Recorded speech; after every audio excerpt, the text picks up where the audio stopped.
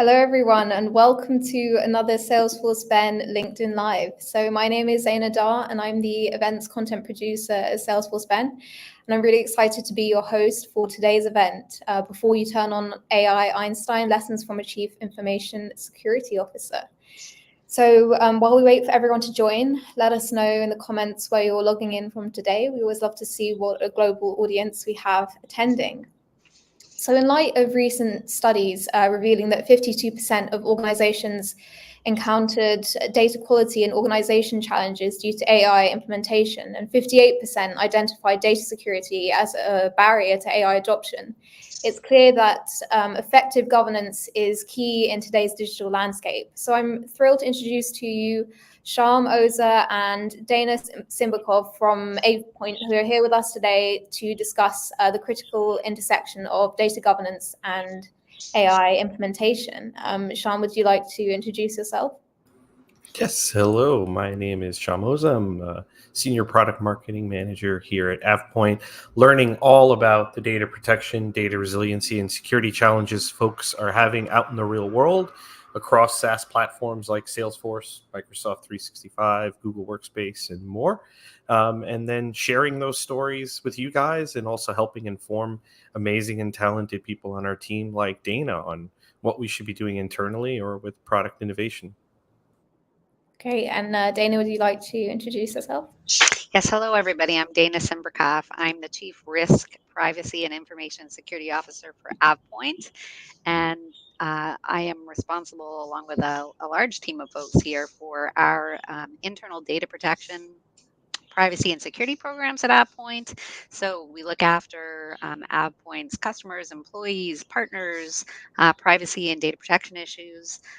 We also are responsible for helping advise on AvePoint's own implementation of AI internally, working with our partners and with our product teams on building AI into our technologies. And because we sit in the seat of a lot of our customers who use some of AvePoint's technologies for privacy and data protection, we get to hear a lot of the stories that our customers tell about their challenges and provide some feedback on opportunities too for helping to successfully deploy AI.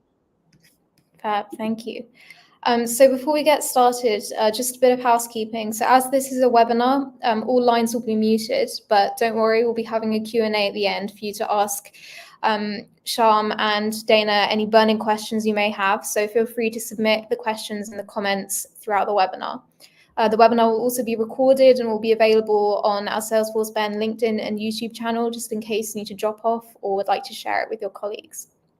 Cool. Well, I'll hand it over to you guys to take us through the presentation, and I'll see you at the end for the Q&A. Sounds good. Well, thank you guys for joining us. And it looks like we have people from all over the world. So good morning, good afternoon, good evening. You will be hearing from myself and Dana today about the challenges and considerations you want before enabling AI. I'll open us up with a quick introduction on some of the promises and expectations we've heard over the last year or more when it comes to generative AI, both within the Salesforce ecosystem and at large. And then we'll jump straight into the meat of the presentation, which is a wonderful interview with Dana on the role of the CISO when it comes to implementing these strategies, turning on Copilot, turning on insights and analytics, some of the unique challenges, especially in regulated industries or as regulations are changing around us. Some of the ways to get ROI on Einstein Copilot and other Copilots right away. And then some thoughts from Dana on the future, what her outlook is like, what she's bullish or bearish on, and things like that. And of course, after that, we'll have an open-ended Q&A session where you'll be able to ask Dana questions directly and get the insights that you want. So promises and expectations. There's a lot of promise when it comes to AI. Some very bold. It's going to become self-aware tomorrow. Others a little bit scary and more realistic about people losing their jobs, being made obsolete and things like that. And then very promising and exciting things. This is going to usher in a new era of creativity. It's going to turn the individual worker into a force multiplied person. Suddenly they're doing the work of 10 folks. So what's really happening right now? What are some of the things we have to keep top of mind, separating kind of the buzz from the reality, so we don't fall into that dreaded, bottom of the hype curve, into the trial of disillusionment. So, in this world of AI, right, and Einstein in particular in the Salesforce ecosystem is here to transform our data, right? Whether that's our customer data, our constituent data, our clinical data, whatever we're storing in the Salesforce data platform or other data platforms as well. We're hoping to extract value from this data and make it drive how we operate or how we do business. But there's really one problem in this data heavy world. There is a lot of it. A lot of it is sitting inside of Salesforce. So a lot of it is sitting outside of the Salesforce trust in different data silos. And while one of the challenges we have is getting a lot of this data out of its silos and to come together, it doesn't always mean that more data and just an overabundance of it is going to result in better Copilot adoption, lack of hallucinations, quality, and things like that. So we really have to temper what we hear in the marketing world, what we think that we're going to get as an instant win, with some of the realities under the hood and the things that we have to be aware of in order to really get that success going. So when we think of Einstein within the CRM system, or in customer success or constituent engagement or whatever we're doing, right? People are even using the data platform to run clinical trials on top of Salesforce. There's a lot of business goals and objectives that we expect. Faster customer support response time through chat bots, the ability to get customers answers or support faster than they would through traditional channels. Making sure that the content, whether that's marketing ads, drip campaigns, rewards programs, making sure that they're personalized, relevant, and you're able to take action. Sign me up, subscribe me, set me up for a demo. I'd like to buy more, whatever it might be. And then using a lot of this data to drive insights to fuel and focus your campaigns. How can we really get this messaging right? Let's try a couple different email templates. Let's A/B test them. And let's continue to iterate quickly till we have this very hyper-focused and effective campaign, targeting a specific cohort of users, targeting a specific problem or competitor, whatever it might be. And of course, there's that idea of expanding and improving your existing workforce and giving them capabilities they might not have had out of the box, or helping them scale in ways they couldn't do that before with things like Copilot and AI assistance. But all of these objectives, benefits, values require you to make very serious considerations when it comes to data storage. How are you making sure that the data is available? How are you making sure that it's not breaking the bank by costing you too much because we've become data hoarders? How do we then ensure that that data is secure? What about data privacy? Who has access to it? Should this AI be able to generate an output from it? Should the prompts that it's allowed to respond to depend? And what does that mean for the broader security and compliance posture, both of your internal corporate data and your customer data?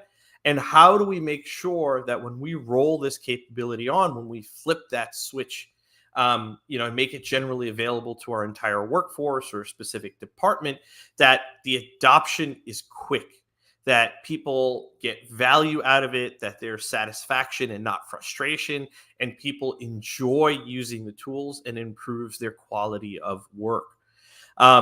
And we see this echoed when we talk to IT leaders and we see the reality of what's going on. And this is really where AvePoint can help. One of the things that we focus on as an organization is AI and co-pilot readiness, really helping customers through that digital transformation journey across multiple SaaS platforms. And especially within Salesforce, data and IT leaders agree those data outputs, 86% of them believe that those data outputs are only as good as the inputs. And it's because of these other data security challenges. How do I make sure that I have enough copies of my data?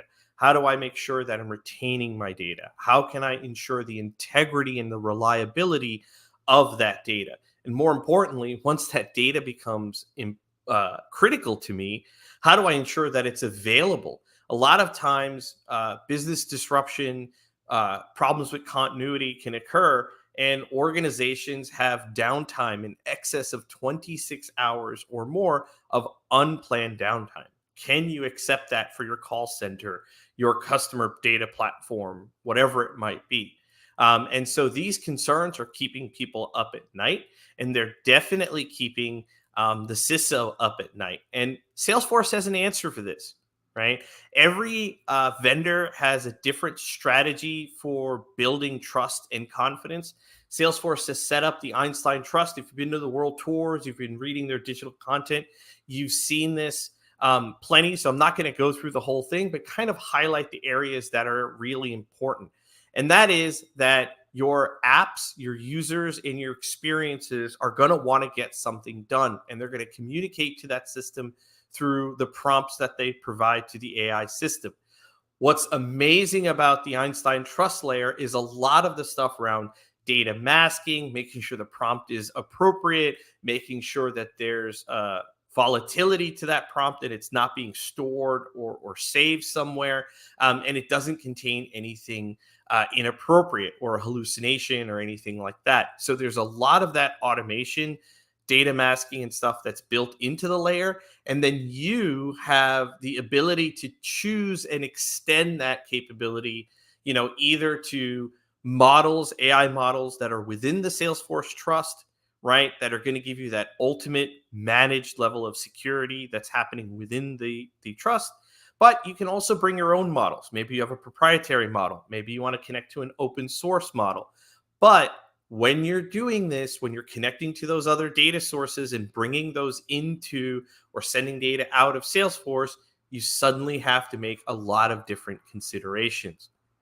And that's really just the tip of the iceberg. So with that being said, how can the CISO help lead that effort? So I'm going to ask Dana a couple questions. Dana, I'm so excited for you to educate me and the rest of the audience on this. So let's start with the basics of the role of the CISO. And what we've seen is less than 40% of organizations have implemented an AI strategy. How can the CISO help?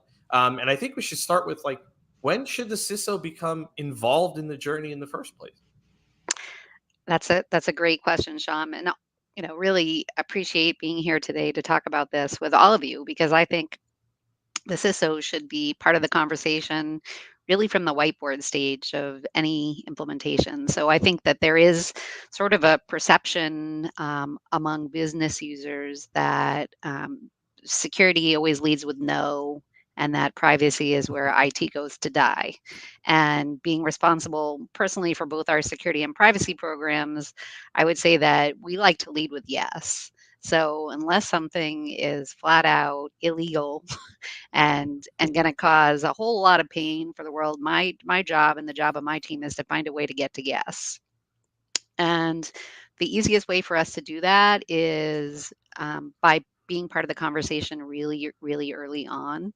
And so, as your organization is thinking about its AI journey, and this is really true of any sort of technology deployment, bring that security team in the beginning. Oftentimes, we find that across our customer base that security teams are sort of the last check box before something is purchased, before something goes Mm, live. And that's not really a best practice. The best practice is that if you're building in security and privacy by design, as part of a technology stack implementation or a strategy, you're going to go a lot faster.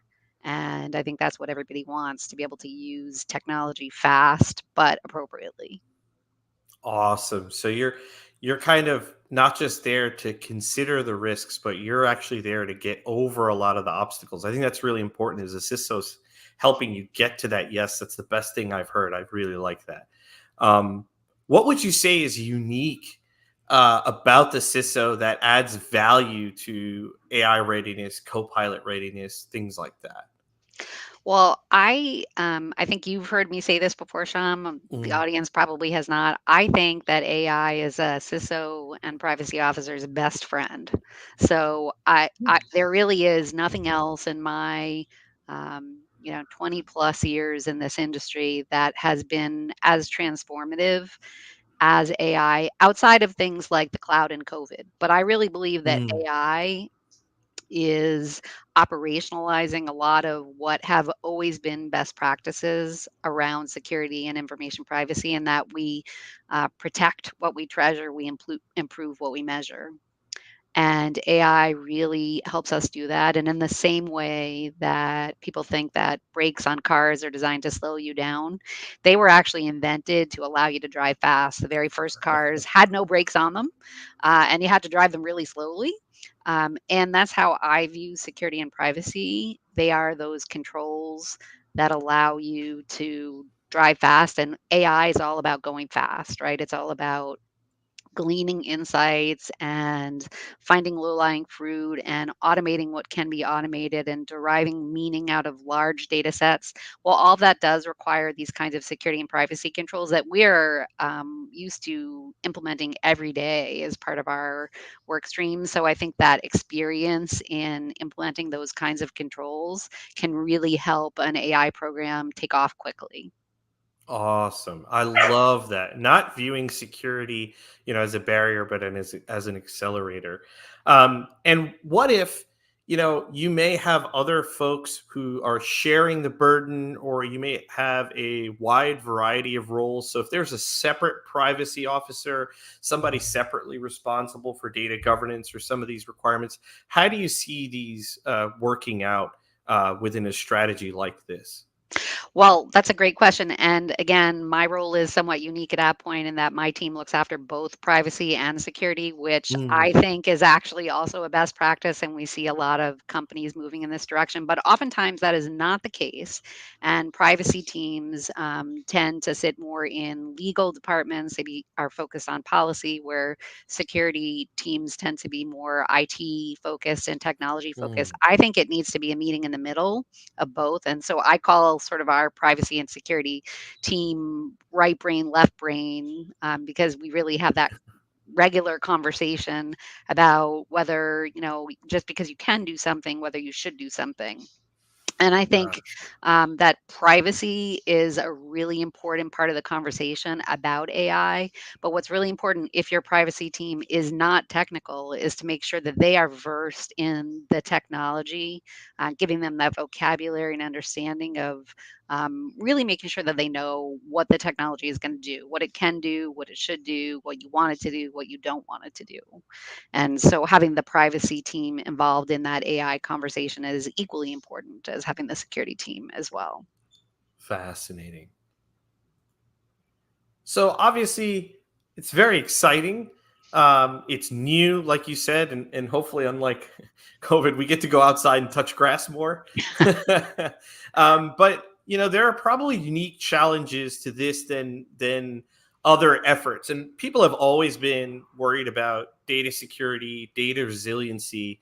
And we can see in organizations surveyed by Salesforce, 71% of these leaders are still concerned about data privacy and security, specifically when it comes to um, AI implementation. So there's a lot of different things happening, but I'll start with kind of these regulations that are happening around the world. we live in this kind of ever-changing and very unique environment. And just recently, the European Union AI Act was passed. What impact does that have on global businesses and IT organizations, especially if they're using Salesforce globally? Sure. Well, again, this is not legal advice, but rather just good sort of hopefully some foundational best practice, because you should be speaking with your attorneys or outside counsel about this to understand your specific obligations around any particular law.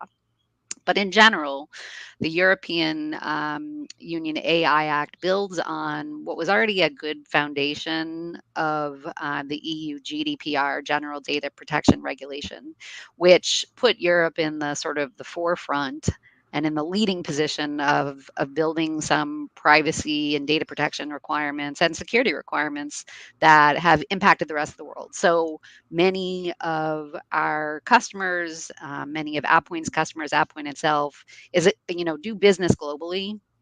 So as long as you are doing business in Europe or with residents of Europe, then you're going to likely be subject to these regulations. So just being a U.S. company or not being in Europe doesn't necessarily mean that you're not going to be subject to this. I think the really the key and most important takeaway of the European Union AI Act is to think about how you are using AI with your customers or your employees, and what the impact of that use may be on the individual rights of a data subject. So, at its foundation, sort of at its core, the AI Act is asking companies to do a risk-based analysis of the AI implementation that they're planning, whether it's using, commercial AI from another vendor like Salesforce, or building your own. You need to do a risk analysis of the type of data that this AI will be ingesting, and then the potential outcome of the results of that AI as well. And the remediation, or sort of the controls that the act is asking you to put in place, are directly proportional to essentially the sensitivity or the outcome of that analysis. So if you are a business that is doing analysis of consumer data, for example, or health data, or sensitive information, personal sensitive information, financial data about race, ethnicity, voting rights, a whole host of things, and you're using AI technology to sort of ingest and then make decisions based on that data, that's going to put you in a higher risk category. Right. And so, like GDPR, it really is that risk-based approach to using AI that the Act takes. That's a gross simplification of what it's asking you to do, but I think that that's a good sort of starting place for organizations to think about. And yeah, it's a good place to get started. Awesome. And it sounds like it's going to be constantly changing. So a big focus is going to be monitoring the news, monitoring these policy differences, and being ready to respond. Seems like you need a CISO even more now to Yeah. translate all that. And I would also point people toward an organization called the IAPP, the International Association of Privacy Professionals, which is the worldwide group that certifies privacy officers. And they have some great resources on the EU AI Act that are free, that you can take a look at. And that's something that I think is a great place to get started as well. Awesome. And we talk about the unique challenges of regional, regulation and stuff like that, but there's also the unique challenges of a platform. And I could almost imagine, like you had said previously, you have some of these privacy officers, folks that are embedded on the legal team.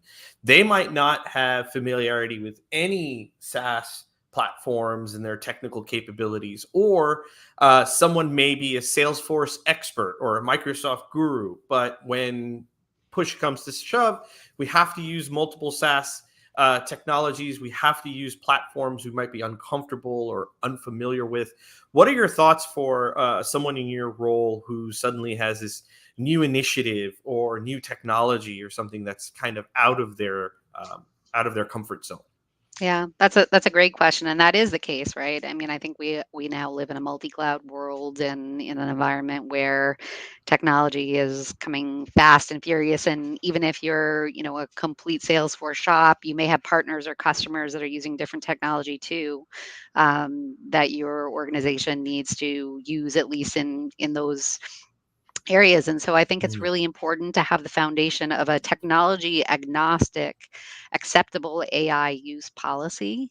And again, if I were to go back to the very beginning, that's probably where I would start. If your organization does not have an acceptable AI use policy, that's a great starting place. And, we could share an example of ours. I've done that before. I think it's a great place. It gets the appropriate stakeholders together at the organization to think through how you're going to use AI, what you want your employees to do with it, what kind of expectations you're going to set for your customers or partners. And it's a great place to start. And again, it can be technology agnostic and should be, so that Mm. as you add in new platforms or you need to extend into a different world that may not be, your bread and butter or something that you do all the time, then the technology doesn't really matter. I mean, yes, you have to learn about it, obviously, and understand those controls that are built in, because understanding the vendors that you're working with is critically important. But if you have a good foundational policy, then that's going to help you spread and scale to whatever technology you're using. Got it. Policy first sounds like the approach here. Absolutely. Awesome. And are there any unique considerations when you think about customer data that could be sitting in CRM, like in Salesforce, versus corporate data that could be sitting both in Salesforce and collaboration tools like a Google Workspace or Microsoft 365 and things like that? Sure. Well, again, I think that data in a Salesforce CRM type of environment is one, typically thought of because it's structured as having potentially less risk, but in my experience, that is not necessarily the case, Mm. because many of these systems pull in unstructured data. So, for example, if you're emailing back and forth about a client that's in your Salesforce system, those emails themselves may be ingested and stored within the CRM system. So you end up with sort of a Mm. combination, or you may have documents stored or attachments stored within the systems. So just because you're working within a structured database doesn't mean that you're sort of off the hook for security Yeah. controls and privacy controls. And it's really important to remember that. Also, these tools will create reports, and you can output data from them and share all kinds of information in the forms of reports or spreadsheets or Hmm.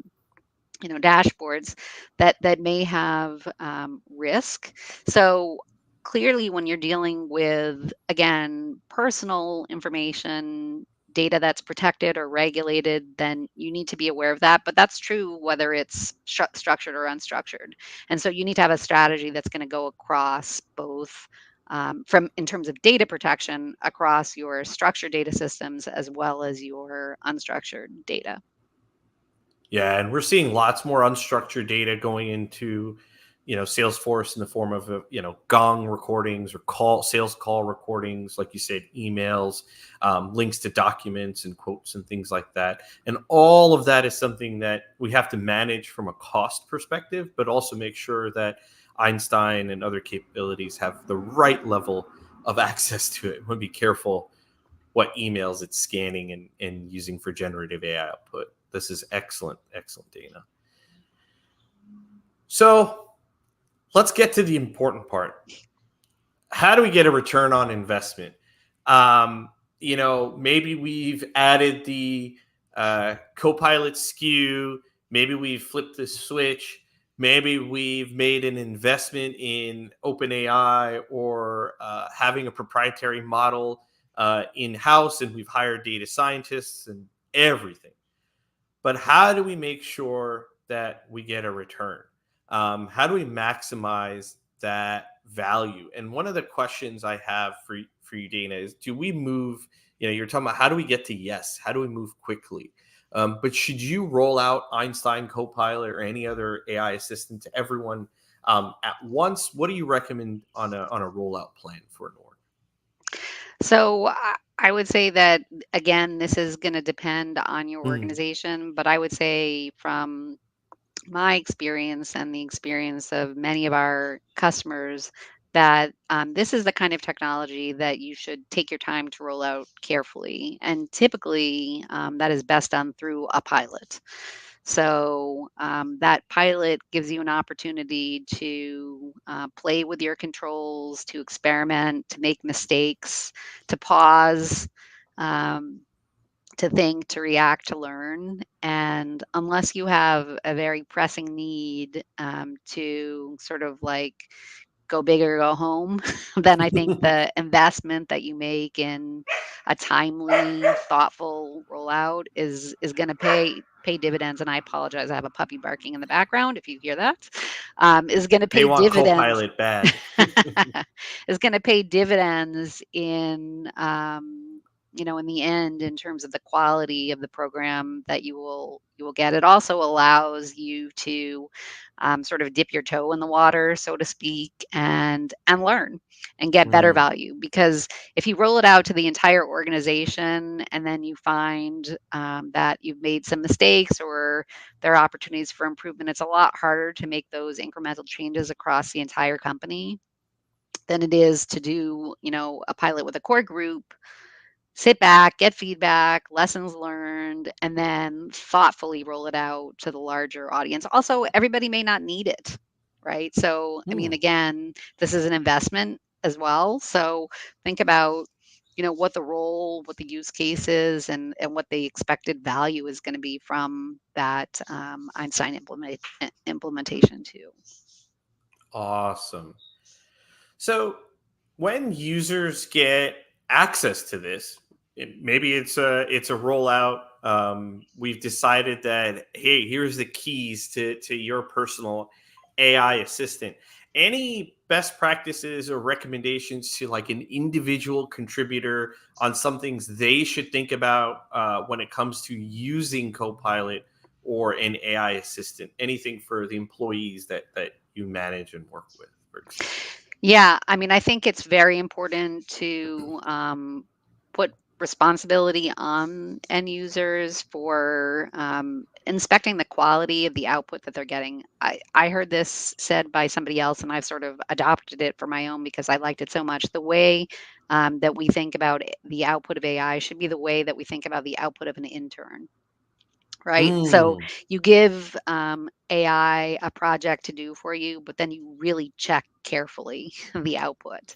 And that's really important because you don't want to rely on that AI extensively until you have really carefully validated the results and the output. And AI is very good at some things and not as good at other things. And even when you have your models trained well, they still can make mistakes. They still can hallucinate.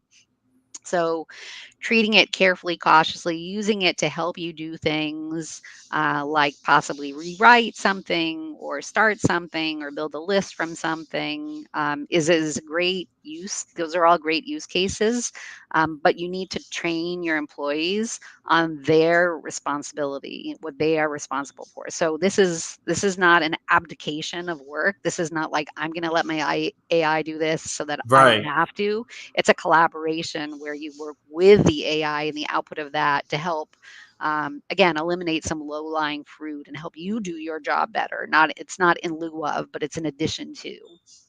Awesome. That makes perfect sense to me. Any tips on how to score quick wins? So maybe how do we find that initial group to do the pilot with, or are there certain features or capabilities that you see in every organization should maybe try and prioritize first? Well, I'm a big believer in asking for volunteers. So you always, Oh, just like in school, you have those people that will put their hands up when the teacher asks for volunteers. yeah. I'm a big believer in supporting that. And I'm sure in most companies, as was the case in AvePoint and in many of our customers. People are chomping at the bit to use this technology. So ask for volunteers, but make sure they're willing to also do the work of giving you feedback, following a pilot program, making sure that you're going to be able to derive good feedback from them. Bring those stakeholders together so that you have a good working group that are going to define roles, responsibilities, and also make sure that you put in some measures of success.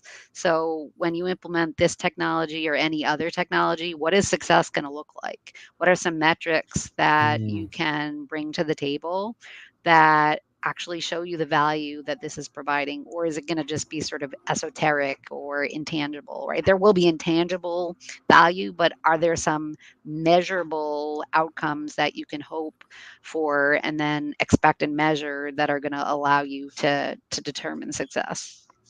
Yeah, I think that's really important is creating those measures, right? Did we reduce the time it takes to service a customer? Did we reduce the time it takes to produce an output or a piece of collateral or whatever it might be, and really measure it? I think that's important. Right now, AI feels like it's a lot about the vibes. So I think it's Exactly. important to put data around it. That's very Exactly. important. So with that being said, what are your thoughts on the future as a CISO? And I'll start here. Are you bullish or bearish on AI? And the vibe I got is that you're actually very, very excited. It's revolutionary, but are there maybe some aspects of AI that you feel a little bit different about, or others that you're very excited about? Well, I'm generally bullish on AI. I do think that it's going to add a lot of value and already has, but I also think that it doesn't necessarily create any new problems. It just amplifies and accelerates problems Mm. that already existed. So I think what it does is it just makes us go faster, further. And so if we've had a really good foundation of data governance to begin with, then I think AI is going to be your greatest gift. If you haven't done the work, Mm. that again, we've been talking about, Sham, you and I have been talking about this for like 14 years together, right? If you haven't done the work, the basic homework of what we've been talking about in this industry for many years, tagging and classifying your information, making sure that you're thinking about, where is my data versus our data versus their data, and making those good decisions about, what to share with whom. If you haven't put that kind of work into your data governance strategy, this is the time to do it. And this is God. this is why I said that, I think AI can be a CISO's best friend or worst enemy. You can use it Mm. to drive those good data governance initiatives that really should be helping, should be a part of a good data governance strategy and are required non-negotiable as part of your AI implementation. Gotcha. So what keeps you up at night? What's one thing that could turn this upside down for you? Well, I think that there are going to be mistakes, right? And I think Mm. one of the things that is always challenging is that there are regulators out there that are trying to make sort of legal, consequences for companies around AI, and Mm. likely those regulators are going to need to understand that we're building an airplane in flight, right? And that there will be mistakes made, and we're going to need to, be able to do our best and then ask for forgiveness. Unfortunately, in the security space, we have to be right 100% of the time, and Mm. bad guys only have to be right once. And this is technology that can be used in an adversarial way as well. Those are the kinds of things that I worry about a lot. Those sort of bad actors getting a Mm. hold of AI to impersonate, to mimic, to do these deep fakes that we've heard about. I live in New Hampshire. When we were doing our primaries, there was already a case here of robocalls generated by AI telling voters to stay home. I think with the elections coming up in the US, it's likely that we're going to see more of that. And regulation typically comes after the fact. So I Mm. think education, training, giving employees really good fundamental understanding, and also making sure consumers are aware that AI can be very deceptive is really important too. Makes sense. Yeah, from a data protection standpoint, as a backup guy, the potential for socially engineering your way into an org and doing, some kind of malicious deletion or anything like that is very, very scary. And then, like, what's one thing that you hope changes with AI? What's one thing you hope they get right or they do differently or on the Well, horizon? that's a great question. I think that AI has an opportunity to actually improve the tone Mm, that we see across the workspace potentially. I see this, not only in, our own company, but even with my kids, honestly, that I think that we could have a kinder, gentler world if AI helps us get there. And I think it can. I've used it in some examples to help me rewrite things in a different kind of a tone, and I think oh, it can interesting. be quite good at doing that, and I think that that's something that a lot of people could use. So, Help us be nicer to one another. That would yes, be that yes. would be amazing. Well, that is a very wonderful and hopeful outlook to end the one-on-one interview on. We've still got a couple minutes, so what I'm going to do now, we're going to switch over to the audience Q&A. While the audience Q&A is going on, I am going to leave a couple QR codes and links up in the background. If you need access to any of these resources, whether it's our Salesforce data resilience, want to learn more about our platform and product, whether you'd like to schedule a free demo or learn a little bit more about Salesforce data protection, we have an ebook. I will leave this stuff up and running, and let's switch over to the audience and see what's going on. Cool. Well, thank you so much for that really insightful interview, guys. Hopefully everyone attending now feels well equipped to kind of maximize the potential of AI while also safeguarding their data assets. So without further ado, it's now time for our Q&A. So if you have any questions for Sharm and Dana, please feel free to submit them in the comments below, and we'll try to get round to as many as possible. Okay, so let's see. So we struggle as a development team. We want to respond to user requests for AI features as there's a real fear from senior management. So as a team, we aren't specialists in security. We have a team for that. As an admin, what can we do / share with them to help them sign off AI features? Well, that's a great question, Brooke. And again, I think this is sort of ties back to the discussion we were having a little bit earlier about bringing your security team in. Early on, what we did is one of the things that we did at AvePoint is we created an AI working group where our developers that are working on AI features for products or considering licensing AI for different types of applications are in a working group where they sort of submit those ideas early on. And so security can have an opportunity to review them. But it's also just like any other technology, it's really a question about building in that privacy and security by design and by default. So if you think about, the kind of data that you're working with and the kind of decisions or processing that AI could do, then and you have a good sort of security by design, privacy by design strategy, then you should be all set there. But I think again, early and often is when you want to be talking with that security team about these kinds of features. Absolutely. And one thing I'll say, in a former life, I was a product manager. And the one thing I'll say, Brooke, is the security team can be very, very helpful as an alliance. If something has incredible business value, and is going to save the day by automating workflows and reducing technician time wasted or support call time wasted, or if it's going to improve your security posture, then one of the things I recommend is taking a couple quick notes on and it's just a couple bullets, right? On what is the business impact? So what are we doing, right? Is there a dollar amount tied to it? Is there a time in hours or steps in a workflow that can be saved by this automation? And then share that with the team and say, hey, we want to do this, but we're concerned because it's coming from this team and they need access to this sensitive data, or this team doesn't understand that it needs access to this sensitive data. Let's move forward. But at the same time, one of the things that I'd say is you might be sitting there saying, I have too much pressure to roll out some of these features and I don't want to.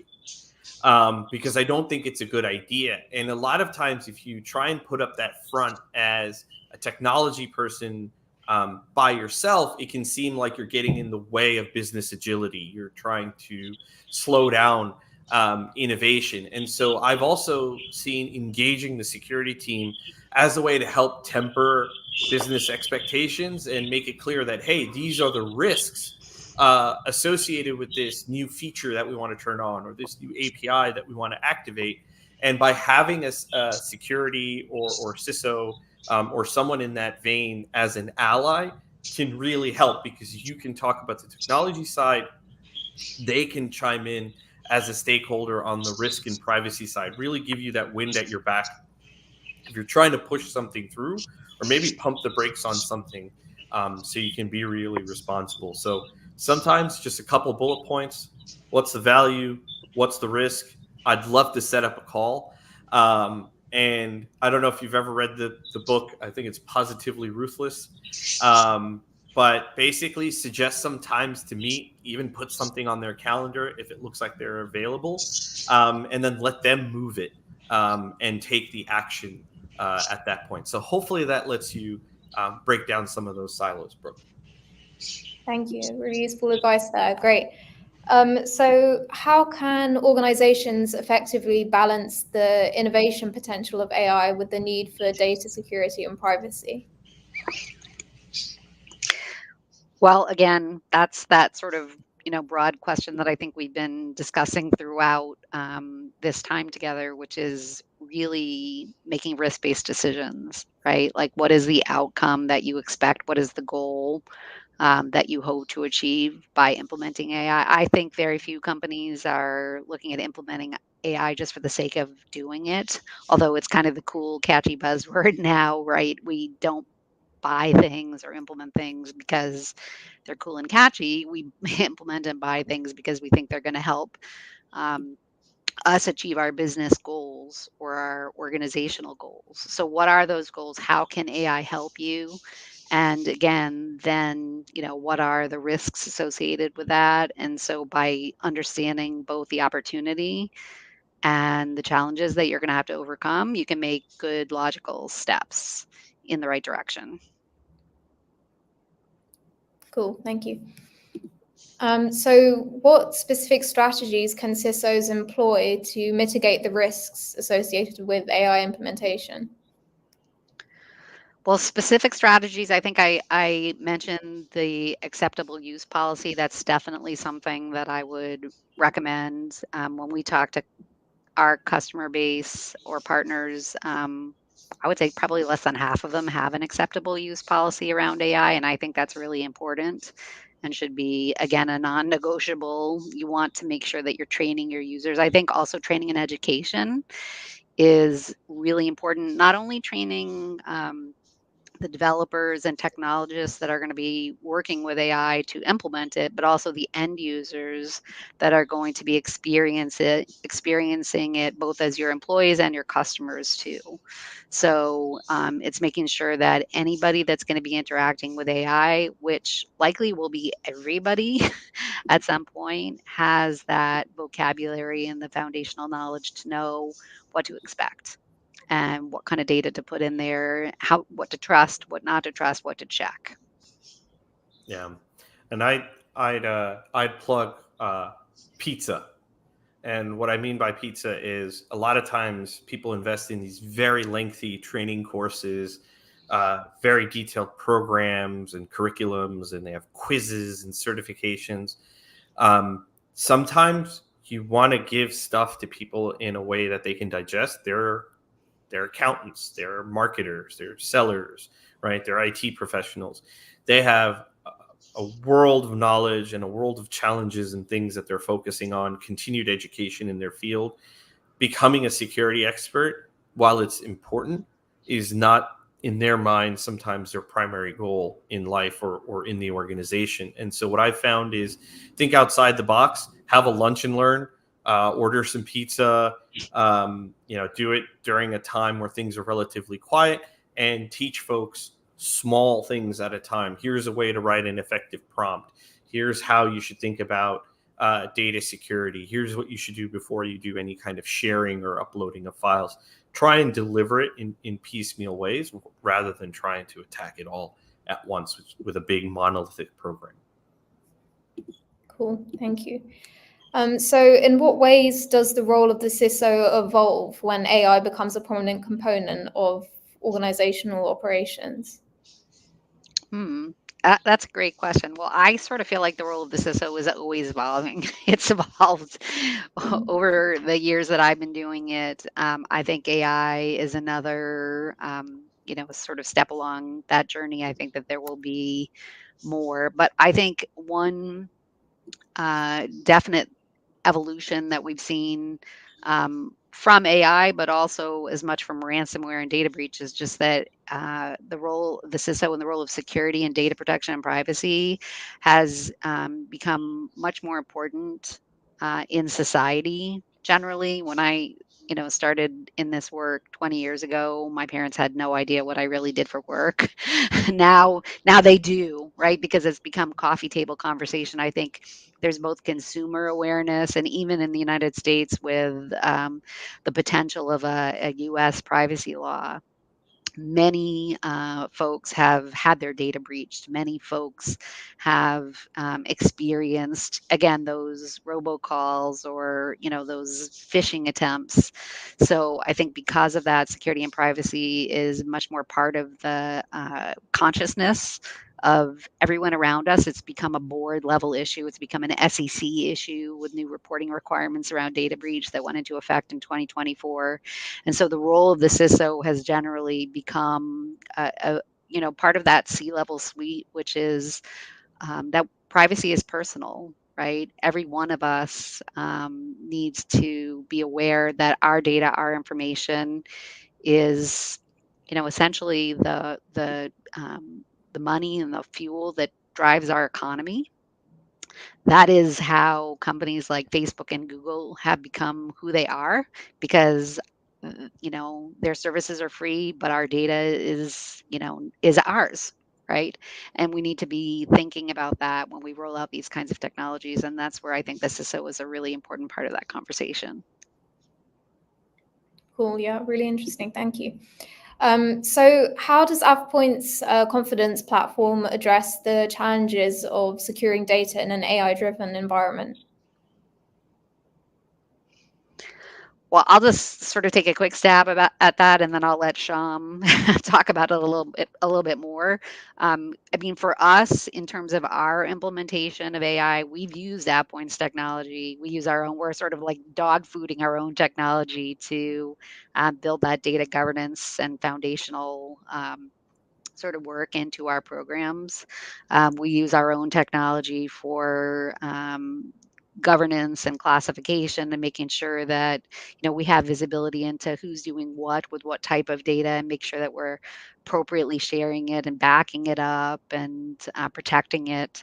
And I think that kind of insight across data wherever it lives, that sort of single pane of glass, is really helpful, whether it's data in the Salesforce environment or data across unstructured files or data silos, data lakes. Having that insight is something that's super helpful for us. Yeah, and the only thing I'd add to that is really this concept of everything is constantly changing. So it's very easy to create a checklist. It's very easy to create a set of best practices and do the initial configuration of your environment. But things drift. Ownership of data changes. The value or sensitivity of that data changes. That data could leave Salesforce or enter Salesforce and transform. And even your business processes, the person who's responsible, right, on your call tree when there's a data breach or a data loss incident or whatever it might be. Who do you pick up the phone and call first? If they're at a barbecue or they're sleeping, who do you call next? And a lot of this stuff ties into data resilience and security, the classic stuff. In the sense that if you have cyber insurance, if you don't have a CISO or you don't have a person who has those responsibilities designated within the organization, or you don't have data protection in place, or you don't have certain controls well documented in place, you may not get a cyber insurance claim fulfilled, right? Or maybe not even get a policy because you're out of compliance or you don't have certain best practices or monitoring in place. And I think one other thing that Dana said that was really important is the sharing, right? The share link in a lot of collaboration in SaaS platforms is very easy to get to, externally sharing with partners, sharing with other people within the organization. With AI, that is one of those things that will get enhanced very, very quickly. And that's kind of what our platform is doing, is there's all of this automation under the hood that's constantly watching for this change and then making decisions on whether something needs to be blocked, reclassified, deleted, archived, or whatever it might be. Cool. Thank you. So how do you ensure transparency and accountability in AI decision-making processes while maintaining data security standards? Wow, that's a tough one. I mean, I think transparency is about messaging, right? It's about making sure that you have a conversation that's a two-way conversation between your organization and your customers, your organization and your employees, your organization and your partners, that you provide, and I should add, your organization and its regulators, right? So making sure that there's a dialogue that is open and that you're very clear about. I've sort of used this phrase in the past, that you say what you do what you say, and you can prove it. Right? Those are the things that are going to help you build that kind of transparency that you need to build that trust with your constituents. Okay. Yeah, and just get feedback, honest feedback. How have you been using it? Are you getting value out of it? And what can we do differently to improve that? Okay. Nice. So what steps should organizations take to build trust and confidence among stakeholders regarding the safe use of AI? Well, I mean, and we've talked about some of those very basic steps: the acceptable AI policy, building a stakeholder group, building a community, pulling in the right constituents within your organization. Depending on your organization, that might be business stakeholders, technologists, HR, legal, security, privacy. Some other folks that are potentially going to have a vested interest in making these decisions, IT, other parts of the business that should be a part of these conversations. And then making sure you have champions, right? Making sure that you have those people that are really excited about technology, because this is a really exciting time that we're living in with this AI. And I think I don't want to diminish that in any way. There's tremendous opportunity and there's tremendous potential for this technology to do really good things for us. And I think the more excited we are about it, and the more thoughtful we are, the more we're going to get out of it. So building that stakeholder group, building the AI policy, thinking about a pilot are all things that I would really highly recommend as next steps for anybody that's getting started with their strategy. Yeah, and share the wins. We're very used to doing things like case studies and all that when it comes to customer success and selling. Create case studies for internal successes. Here's how our support team did this. Here's how our comms team achieved this. And that'll help you identify a couple other champions, because maybe only one or two teams is interested in the beginning. Then they see how other teams will see how they're succeeding, maybe get a little envious. And suddenly you have a bigger team and you're building up that momentum. Nice. Okay. Well, we are coming up to the hour now. So unfortunately, that's all we've got time for today. So thank you so much to everyone for attending. We hope you now feel equipped with valuable insights to kind of enhance your understanding of AI implementation, data governance, and data security. So feel free to connect with Sean and Dana on LinkedIn if you have any further questions. I'd like to give a massive thank you to Sean and Dana for sharing their expertise and insights with us today. Before we round up, any final words, guys? Thanks so much. Very, very good conversation always about AI. It's something I'm really excited about and love working with you on this topic too, Sean. Yeah, it's one of those things where you don't want to oversell anybody, but there's real value here. So I think it's something to be excited about, but also be responsible about. Yeah. Great. Thank you. Well, thanks again to everyone for attending. And we hope to see you again for our next webinar soon. Take care. Thanks so much. Thanks, everybody.